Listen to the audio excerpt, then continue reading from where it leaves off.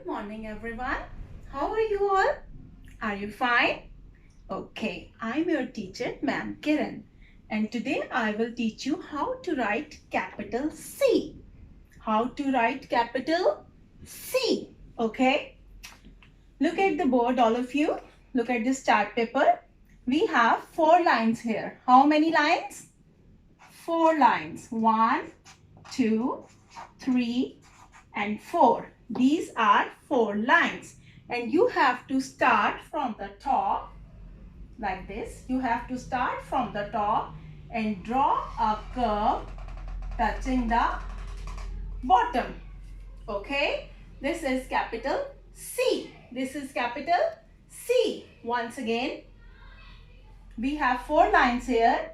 Start from the top and draw a curve touching the bottom like this. Okay, once again, start from the top, draw a curve touching the bottom. Okay, this is capital C. Okay, you have to write capital C on your rough notebooks. Okay, your English registers on your rough notebooks, and send me your homework. Okay, thank you.